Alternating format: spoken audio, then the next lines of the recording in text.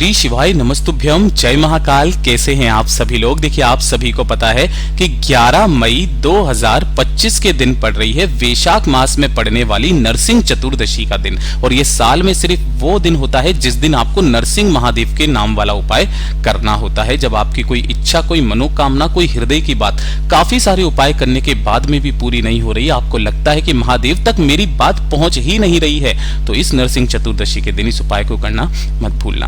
गुरुदेव की कथा से सुनकर और समझ करके पूरे उपाय को बहुत आसान भाषा में आप सभी लोगों को बताऊंगा, परंतु उससे पहले आप सबसे बस एक छोटी सी प्रार्थना है कि जो लोग पहली बार आए हैं चैनल को सब्सक्राइब जरूर कीजिएगा और वीडियो को लाइक करके देवादिदेव महादेव का कोई सा भी प्यारा नाम कमेंट बॉक्स में लिखना मत भूलिएगा। इस वाले उपाय के लिए आपको चाहिए क्या क्या, वो चीज ध्यान से सुनिएगा। सबसे पहले आपको लेना होगा मात्र एक बेलपत्र जो कहीं से भी खंडित कटा फिटा ना हो। उसके बाद में आपको लेना होगा मात्र एक चुटकी लाल चंदन। गुरुदेव ने वैसे तो कहा कि अगर आपके पास में इस तरीके से मुठिया हुआ कीजिए, इसे घिस करके जो चंदन निकलता है ओरिजिनल चंदन, वो आप प्रयोग में लिया कीजिए। और साथ ही साथ आपको लेना होगा मात्र एक शमी का पत्ता। मैंने कई बार अपने वीडियोस में बताया, यहाँ से तोड़ना और ये जो पूरा गोले में बनाया है ये एक शमी का पत्ता है।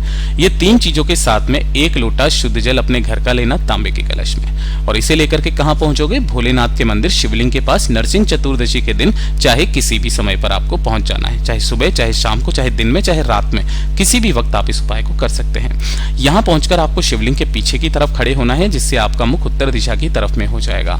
सबसे पहले जो आपको पूजा पाठ करनी है वो करना, और उसको करने के पश्चात जो आपने जल लिया है उस जल को अपने दोनों हाथों में लेकर अपना नाम और गोत्र बोल करके नरसिंह महादेव का नाम लेकर श्री शिवाय नमस्तुभ्यम मंत्र का स्मरण करते हुए आपको शिवलिंग के ठीक ऊपर पहले जल समर्पित करना है। जब ये पूरा जल समर्पित हो जाएगा, उसके पश्चात आपने जो एक बेलपत्र लिया है, इस एक बेलपत्र की ये जो बीच वाली पत्ती होती है, ध्यान रखना ये वाली पत्ती, इसके चिकने हिस्से की तरफ आपको क्या करना है, इस पूरे पर केवल लाल चंदन लगाना है और कहीं पर भी नहीं लगाना है। केवल इस वाली पत्ती पर आपको अच्छे से लाल चंदन लगाना है। और लाल चंदन लगा करके जो आपने एक शमी का पत्ता लिया है, उस एक शमी के पत्ते को इसी के ऊपर आपको रख देना है।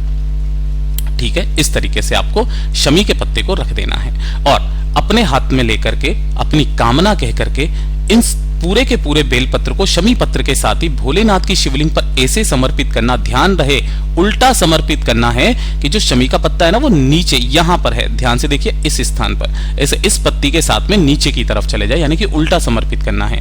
इस बेलपत्र की डंडी रहेगी जलाधारी की तरफ, बीच वाली पत्ती का भाग आपकी तरफ में। अपने घर की धन संपदा वैभव को बढ़ाने की कामना करते हुए वापस घर की तरफ चले आ जाना। गुरुदेव ने कहा कि ये जो एक शमी का पत्ता होता है ना, ये 14 करोड़ सोने की मुद्राओं के बराबर होता है, और एक शमी का पत्ता 52,000 ब्राह्मणों की साक्षी करवाता है। इतना अद्भुत और अचूक उपाय होता है शमी के पत्ते का। जैसा गुरुदेव ने बताया वैसा आसान भाषा में आपको बताने की पूरी प्रयास किया।